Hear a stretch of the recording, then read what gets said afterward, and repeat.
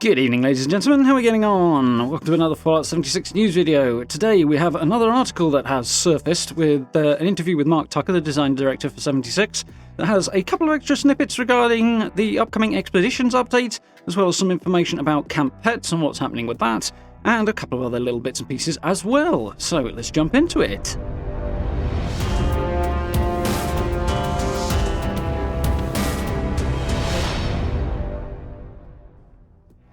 Okay, so we have another interview regarding this year's updates and stuff that's sort of risen to the surface. Some of them kind of emerge faster than others. This one's actually a couple of weeks old. So it's taken a while to kind of appear, this. I mean, I'm sure it was out there, but, you know, sometimes they take a while to float to the surface. But it's probably not the best ever interview I've ever read, or the best ever article I've ever read, to be honest. There's some weird writing going on in this. But there is some cool new information in it, so let's kind of dive in and pick out what we can. If you want to have a look at the article yourself, by the way, of course I will link it down below, so you can check it out in the description if you'd like to. But we open up with some stuff here on sort of Mark Tucker's background. He's the design director for 76. He's basically the main lead on the project at the moment, judging by the role he seems to be taking on recently. But we jump straight into stuff on the Pitt, which obviously the expeditions are going to be the biggest update of the year. There's quite a few coming, but this is definitely going to be the big thing, you know. So there's a whole load of sort of background stuff on there, and then we have new content and focus on many new features that you couldn't reasonably discuss yet. Fair enough, okay. It's a few months out yet, and they want to make sure they've got everything nailed down before they start telling us about it, because we know what happens when they have to change things after they tell us about things. Nothing good, in short. So, Mark and his team want to let this area feel like a whole new part of the game. Same goes for the Nuka World tour that launches at the end of 2022. Mark mentioned that you're not in Kansas anymore. So, yeah, this is kind of stuff that we've touched on before, in the sense that the feel and design of the area is going to be very, very different to the rest of Appalachia. Obviously, it's still going to be 76. It's going to have the same basic setup in terms of what the textures look like and the objects and things like that. You're going to be able to tell it's the same game, but it'll be a very new-looking location, which is always cool. It's good to have a little bit of extra detail on that one. We've also got some new bits and pieces designed to kind of create the feel of a very different environment as well. So specifically an environment in what used to be Pittsburgh, the Pitt. So there's things that are kind of unique to the environment of Pittsburgh that I'm guessing some of you guys will recognise a lot better than I do, because I have absolutely no familiarity with Pittsburgh, so there we go. But that's quite cool, and it should give it a unique feel on its own. So we've got a little information here that we knew the Troggs were coming back. That's definitely something we've been told already, but there's a little comment here about the storylines being focused more on the history of the Troggs. Apparently that's going to be a big thing, which is cool. So diving into their background, which makes sense given that we are some, 160 years prior to the actual Pitt DLC of Fallout 3, so it does make sense that we're looking at the history of them, so it's quite cool. Maybe the earliest emergence of the Troggs, so that should be quite interesting as well. So there's something in here that crops up a couple of times in the article, and that's mentioned that the Pitt expansion and expeditions generally have been tested with a focus on both single player and multiplayer. They actually mentioned later on in the article as well that it's been tested for solo players, duos, trios, and teams of 4 as well. So the idea being that it will work no matter how you want to do it. Obviously, the vibe I'm getting from this and from elsewhere as well is that if you're in a group, it'll probably be easier and it'll be doable solo, but considerably harder. That's the hunch I'm getting, the feeling I'm getting. They've not explicitly put it that way, but my feeling is it'll be a little like daily ops in that regard, in that you can solo them, definitely, if you've got a strong build, but it's considerably harder than, say, doing it in a group.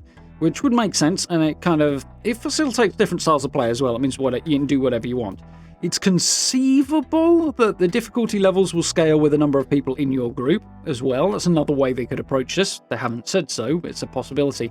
But I think more likely it's going to go more along the daily ops route, in that it will be really hard if you're on your own, but doable, and considerably easier if you're not on your own.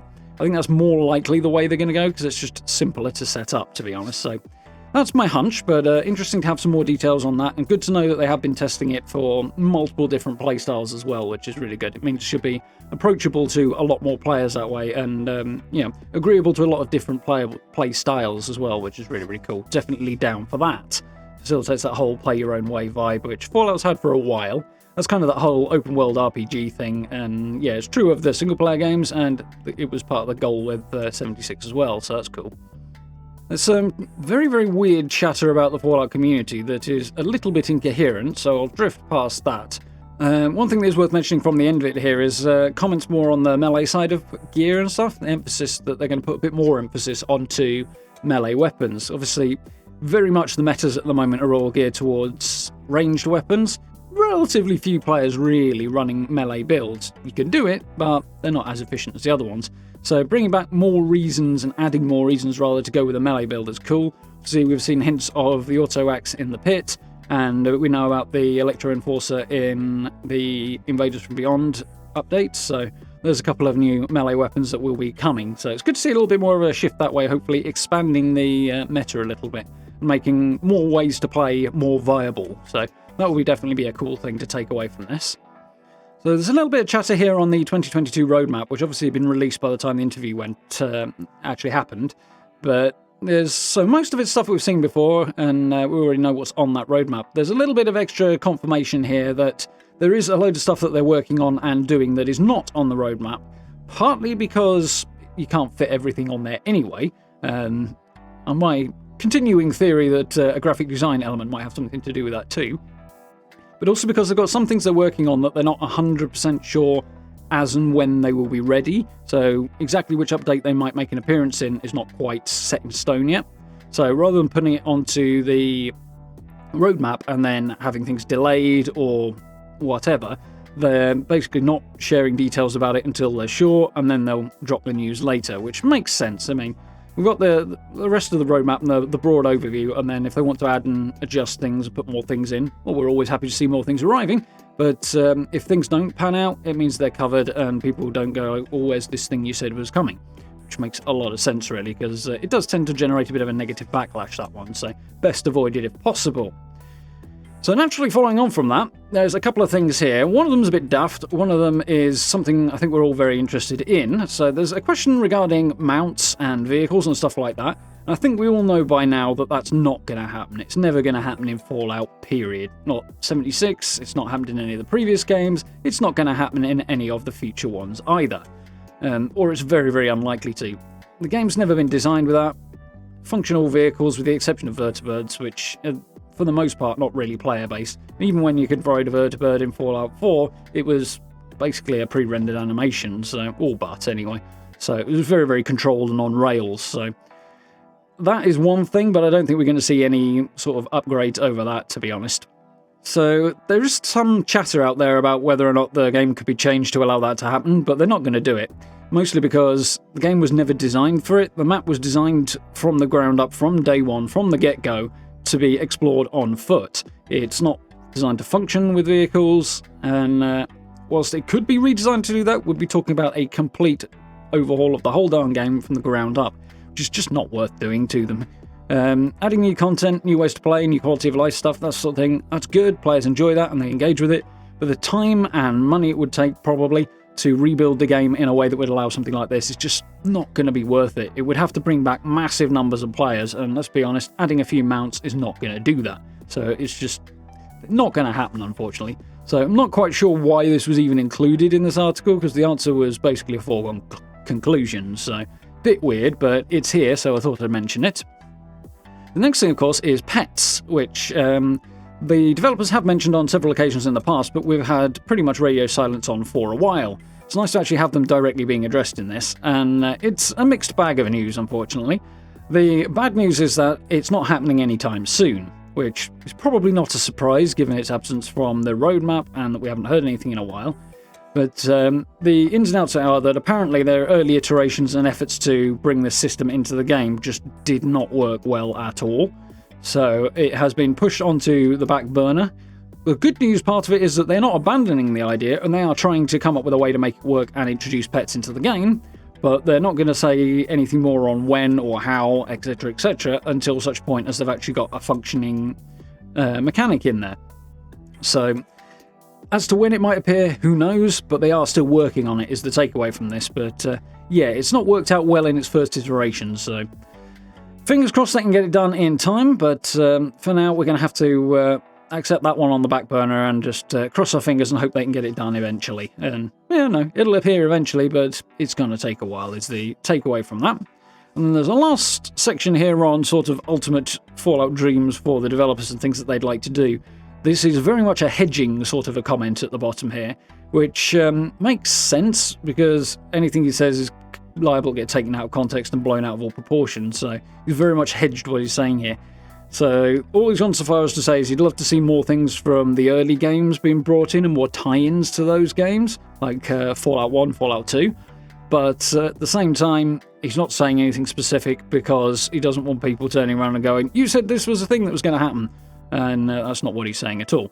Just things he would like to do if the opportunity presents itself. So who knows? In the next coming years, we do know there's a 5-year roadmap for 76 sort of internally over at Bethesda. So there may be more stuff tying into the older games coming up in future as well. Expeditions is a good example of that. I think we can expect to see possibly a trip to the Capital Wasteland, maybe. There were rumours and leaks and stuff around that being tested and designed during the early development of Expeditions. But we know there are going to be other locations. Boston's a possibility. I think Far Harbor's probably more likely, given its location. Possibly Point Lookout, who knows?